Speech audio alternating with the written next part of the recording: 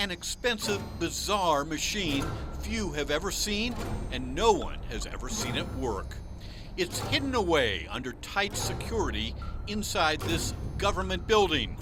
From the lobby, you take the steps down to the basement, wind through a maze of sterile hallways, and through the double doors. Inside a small, specially built concrete block chamber, you'll find the massive 10-ton device.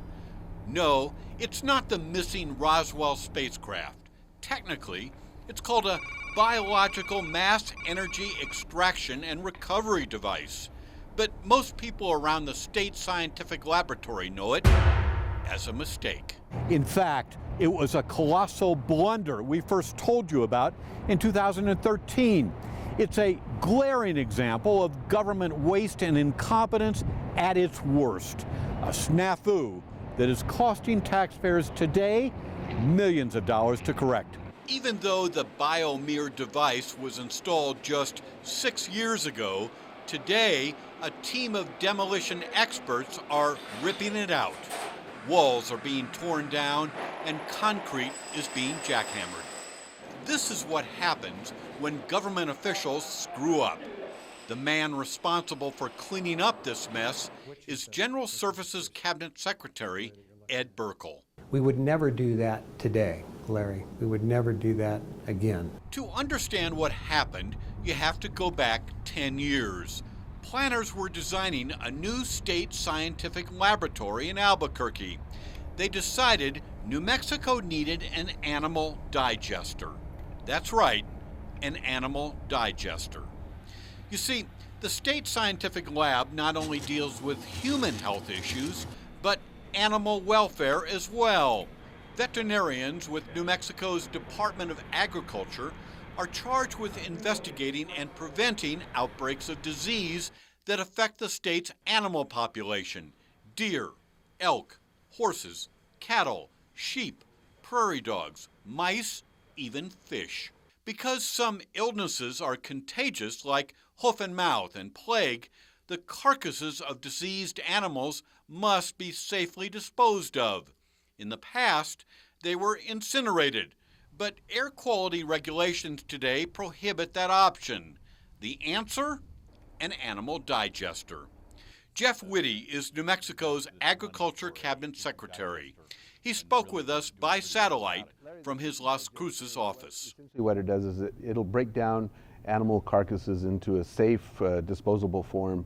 A tissue digester is really a green way of disposing of carcasses that may have contacted diseases that we really don't want out into the environment. Without going into too much detail, a tissue digester uses heat, enzymes, and pressure to reduce animal carcasses as big as a cow to a sterile slurry that can be safely discarded. Let's just say we ended up having some disease outbreak in the state of New Mexico. If we didn't have one of these, we'd be in serious trouble. So the state shelled out $800,000 for a handy-dandy Hydrol Pro BioMir animal digester. The gargantuan 2-story stainless steel contraption was shipped to Albuquerque, installed in the basement of the new state lab, plugged in, and turned on. It didn't work. In fact, it never worked. It never worked. So the state shelled out another $700,000 in a failed effort to get the digester to, well, digest. They did everything in their power to try to get the old digester to work. After months of analyzing and evaluating, it was decided by all concerned that there was just no way to make the old one work. There were a couple of things that went wrong here. Number one is that we bought immature technology that had not been proven in the marketplace. We should have never done that. The state didn't have a fallback. We didn't have a warranty. We didn't have a safeguard on making sure that the thing would work with the current contractors. They went bankrupt. There was nobody there to fix it. So what do you do with an $800,000 stainless steel machine that doesn't work? Well, buy another one, of course. The cost to taxpayers for tearing out the old equipment and installing a brand new one, $2.3 million. The size of the tissue digester required us to remove walls, to remove mechanical and engineering systems down at the scientific laboratory, to be able to get a crane to come in and remove the old digester, and now we have to put the new equipment in. That, by the way, is going to occur in September of this year.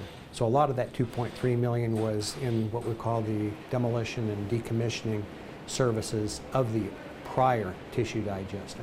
The old animal digester was taken apart and hauled away last month. However, it's not exactly a worthless hunk of junk. The two-story steel apparatus will be sold to a scrap metals dealer for about $1,500. Is this chapter over, the tissue digester debacle? Larry, not until we get the new equipment installed and we can prove it's operational can we say that we have successfully turned a new chapter. But we have every expectation that that will occur. Is it going to work, Jeff? Absolutely. I feel 100% confident that the new equipment's going to work. The new animal digester will be installed here in the State Lab's sub-basement. It's expected to be operational by the end of the year. And once you add it all up, the digester will have cost taxpayers some $4 million. Larry Barker, KRQE News 13.